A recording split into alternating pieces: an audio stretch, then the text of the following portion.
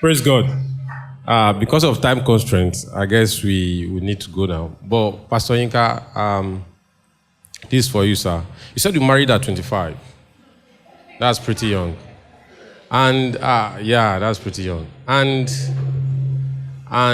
people believe. Why I said that is that there's an assumption that if you marry at that age right now, that you married young, probably you are not matured enough.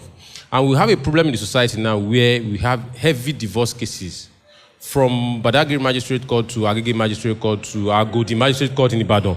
You see numbers coming out in thousands. In fact, in the last 2 years, from Lagos alone, over 30,000 divorce cases.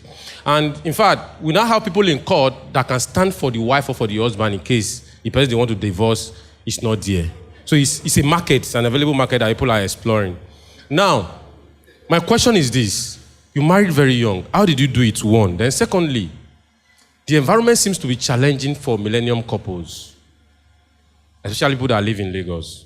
And we have a lot of them here. How can they do it so that they can stem this tide that seems to be raging? How can they do it?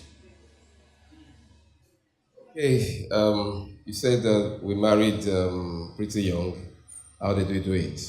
Well, for one, it was a choice of whether you want to indulge in sin or you just want to get things right. And for me, it was, let's just go ahead and get things done well. That was one. Was it easy then? No. It wasn't easy. But I think I had an interesting conversation with one of the spiritual leaders that we went to consult then. The late Venerable Yomade is the father to the head of the family. He was in St. Anne's, Molete in Ibadan. So we went to see him, and then he said to us that exactly what we said. He said, every time we look in the papers, people celebrate divorces. So that's what is always written in the papers. And he said, but he and his wife have been married for over 25 years. Then, okay, and we made sure, we said to ourselves, we look at ourselves and we said, well, we'll try and make sure we do more than 25. I think we clocked 25 last year. Amen. So, can it be done? Yes. For every story, like the Geo used to say, that for every fake, it means there is an original somewhere. For every bad marriage, there is a good one. It's your choice who you choose to model your marriage after. But we committed ourselves to, I committed myself as a person, for instance, to look at Christ and his relationship with his church. And I could tell you over and over, maybe just to say a few for the sake of the men here. I used to say, number one, Jesus Christ came down to the level of the church. As a husband, learn to come to the level of your wife. Do you understand? Many men, because men are logical, they will look at the woman, they'll say, you are a stupid woman. Can't you think? Can't you reason? Jesus didn't do that. He came to our level and communicated with us in a way we will understand. That's why he spoke in parables. So find a way to communicate with your spouse. That's number one. Number two, Jesus was willing to die for the church. I'll just pick those two. The day a man decides he's willing to die to himself, there will be peace at home. Are you with me? That's all. There will be peace. One day, my wife and I, we had an argument. And as I was going to the office, I was thinking to myself how I was going to reply her when we meet again in the evening and to continue the fight. Does anybody here know what I'm talking about? And in the car, I had two fighting. I was looking, what's two fighting? Two fighting. That's what we used to say when we were young. When two children are fighting, we say, excuse me, ma, that we are going to see two fighting. Did anybody do any one of those things? Oh, okay. So I kept hearing two fighting, and I was like, what's two fighting? Then the Holy Spirit said to me, he said, son, it takes two to fight. He said, if you keep your mouth shut, there won't be problem. So I got home that day. She too had been prepared.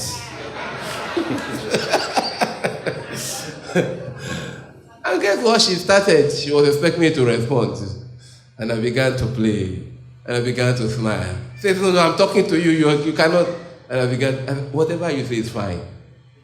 I took everything, I used it to rub body. But guess what? That same night she came.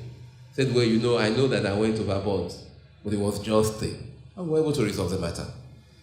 If you make up your mind as the head of the family, it doesn't make you less a man to keep your mouth quiet. They killed Jesus. They crucified him. He paid the price. But are we not lying prostrate before him today? Many of us, when he used to call us and say, come, we don't hear. But today, we say, whatever you tell me, I will do.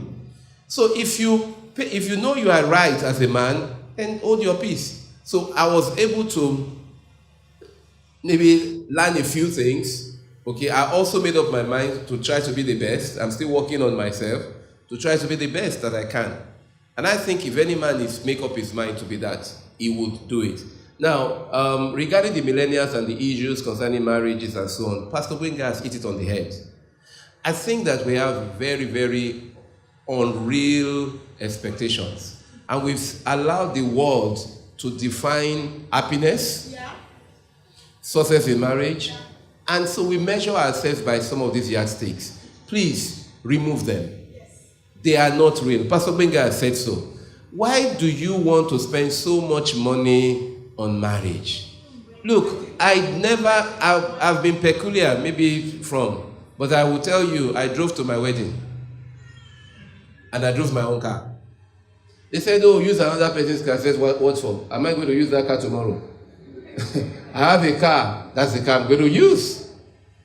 Do you understand? So I made sure it was clean. It was the only time I didn't drive was on the way back. But I drove to my wedding. It was my best man that drove back. I said, oh, put something. No, you are putting nobody with me. Oh, look, I only want to have a little wedding, minimum. And I always tell people, if anybody wants to marry, I tell the young people in my church, please, I will marry you on a Monday. Or I'll marry you on a Thursday. You don't need more than 50 people. If you give us crackers and biscuits, we will eat it with you. We are fine. Go and find out from your parents. Many of them didn't spend the money that you spent and they are happily married. But we think, oh, everybody must see me, I must wear white and so on and so forth. The dress you are going to wear for one day and you are not going to wear again, for crying out loud, what is it for? So let's be real and let's be practical. If you spend that money, either investing in the home that you will set up, okay, the amount that some people are putting together for a marriage will get them good accommodation and start their marriage on a better ground. So drop the expectation and plan for married life, not the ceremony, which is what a number of people, spend a lot of time and effort on. And then also, I also think that there is this bit of, I tell people, marriage is a journey. It's not a destination. And enjoy the journey. I don't know if you understand what I'm saying. If you are convinced within reason that the fellow is the right one for you, my own opinions may even be a bit more radical. I tell people, love is an act of the will. That's why God commands love. You do understand what I'm saying? It's not emotion. It's not a feeling. It's a choice. It's an act of the will. And so, believe me, any man can marry any woman. But let's take that out of the way. Some of you will say, Pastor has started. But that's the truth. It's an act of the will. If I will be asked to you, if there's only one woman in this world, and you are the only man, will you people marry each other or not? So some of the things that you tell me, okay, you don't like her face, you don't like this, you don't like that. When you look at her long enough, you will begin to like her. But if she's not wicked, do you understand? Some of the things that people are looking for are not relevant at all. They say, oh, if he's tall, if he's not tall, then it means our children will also be short. Oh, you need to hear, okay? Or I want the guy that is fair in complexion because I just like fair complexion guys, and so on and so forth. Some of those things are rubbish. Or they say, look, he must have a good job. The fact that he has a good job today, what's the guarantee he will have a good job tomorrow? Do you understand? The fact that he looks handsome today, what's the guarantee that he will look handsome in 10 years from now? I know guys who are handsome when they get married, but in another 5 years, They became bald. They developed pot belly. In fact, I look at some of the guys and I say, you? Do you understand what I'm saying? Because you will not have expected it. So some of the things that you look for, is only God that knows the end. So if God gives you an assurance that tomorrow will be all right, go in. But more importantly, make up your mind to enjoy that journey. And the journey of marriage is one where you are discovering each other every day. And yes, there will be challenges, but you sit down and you discuss it, knowing that there should always be a resolution. And as you are enjoying it, you will discover that you have joy.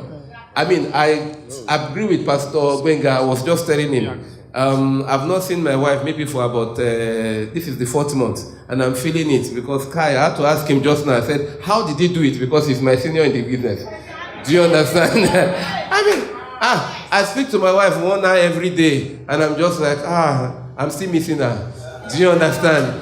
But hey, that's part of the journey. It's a new phase that we've had to go through, but it's all part of the journey. Marriage is sweet. Marriage is nice. But make sure that you are not looking to say you want everything perfect from day one. Many of us want everything perfect. Marriage is not perfect at the beginning. It is rough. It is challenging. But as you begin to understand yourselves, then you begin to enjoy the marriage. And to understand yourself is quite a bit of work. It takes 5-10 years.